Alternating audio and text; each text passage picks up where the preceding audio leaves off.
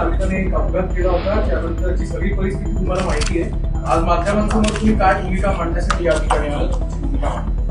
मी फक्त एवढंच म्हणते की बऱ्याच गोष्टींना मला ट्रोल केलं जातं पहिलेपासून, तर आतापर्यंत ट्रोल हे माझ्यासाठी काही नवीन नाहीये. पण हे अपघाताचं हे सगळं ज्या गोष्टी अपघाताच्या बाबतीत तुम्ही जो म्हणजे हे सगळे जो प्रचार करतायत की मी त्या गाडीत होते किंवा मी कुठं होते किंवा काय जे जे माझ्या बाबतीत वाईट बोललं चाललंय, तर पहिलं मी म्हणाल की हे थांबवा. मी अपघाताच्या वेळेस तिथं मी उपस्थित होते, म्हणून तुम्ही म्हणजे ह्या गोष्टींना मला ट्रोल करणं थांबवा यासाठी मी आज समोर आले, नाहीतर मला समोर यायचं नव्हतं. ट्रोल ही गोष्ट माझ्यासाठी नवीन नाहीये.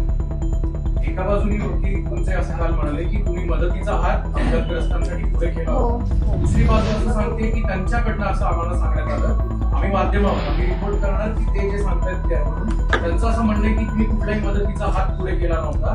ह्युमॅनिटेरियन ग्राउंडवर तुमची नैतिक जबाबदारी म्हणून तुम्ही काय करणार मदत करण्याची? मदतीचा हात पुढे केला नव्हता असं म्हणतायत कधी? मला ही गोष्ट माहित नाही. माझ्याकडे प्रूफ पण आहेत, सगळं आहे. काय ते ज्यावेळेस वेळ येईल त्यावेळेस मी दाखवल, आणि काय असेल ते वाटलं तर मी पोलीस सहकार्य जे आहेत मी त्यांना मदत करल, तो विषय नाहीये. पण मी मदतीचा हात पुढे केला होता.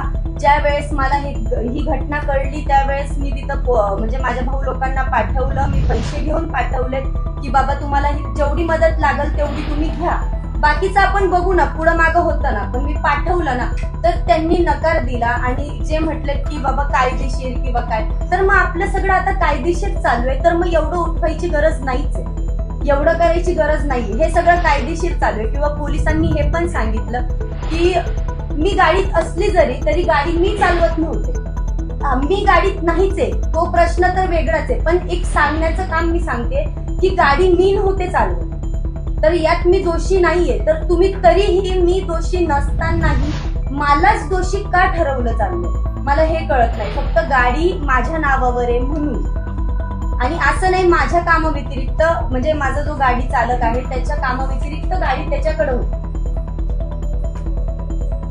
तुमच्याबद्दल जे चंद्रकांत पाटलांनी विधान केलं वगैरे, त्याबद्दल तुम्हाला काय वाटतं? मला वाईट कोणाला नाही दादा, साहजिक वाईट वाटणार, प्रत्येकाला वाईट वाटतं की आज आपल्या बाबतीत काही ना काही उठवलंच चाललंय, विषयच नाहीये. फक्त एवढंच मला म्हणणं आहे की तो त्यांचा वैयक्तिक प्रश्न आहे की ते बोललेत की जे काही बोलले असतील ते त्यांचं, आणि असं नाही कोण नाही बोलत मला. तुम्ही इथं सगळे तुम्ही तुम्ही आता नवीन नाहीये माझ्यासाठी.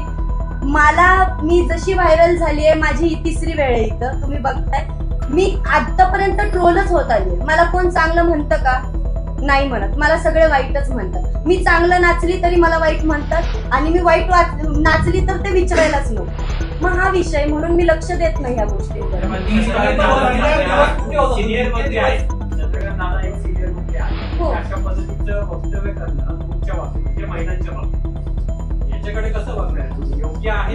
हे योग्य अयोग्य मला ते मी सांगता येणार नाही. फक्त मी एवढंच सांगते, ज्या वेळेस दादांनी काय म्हणजे समोर फोन लावला त्यावेळेस समोर पोलीस सहकारी जे पोलीस दादा होते त्यांनी खूप छान त्यांना सांगितलं की काय विषय आहे. कदाचित दादांना माहिती नसेल हा प्रकरण किंवा हा विषय दादांना माहिती नसेल म्हणून दादा असे बोलले असतील, सांगता येत नाही. कायद्याच्या प्रक्रिया ज्या असतील त्या तुमच्या बाजूने तुम्ही केल्या असतील, पण आज 8 तारीख आहे. तुम्ही एवढे दिवस माध्यमांसमोर न येणं किंवा त्यांच्या कुटुंबियांची भेट न घेणं याच्यामुळे एक वेगळी भूमिका तुमच्याबद्दल जाणवली गेली असं तुम्हाला वाटत नाही का? 8 दिवस लावले, तुम्ही तुमच्या कामात व्यस्त असाल, तुमचे शो असतील, पण एक बाजू अशी सुद्धा आहे की तुमच्या मॅनेजमेंटशी जेव्हा अनेक मीडियांनी फोन केला त्या तुमच्या मॅनेजमेंटकडनं सुद्धा समाधानकारक उत्तर येत नव्हतं. का नाही येत होतं याचं पण कारण आहे दादा. आज एवढे दिवस झालं कितीही मला काम असू दे, मी काहीतरी वेळ काढून तरी गेले असते.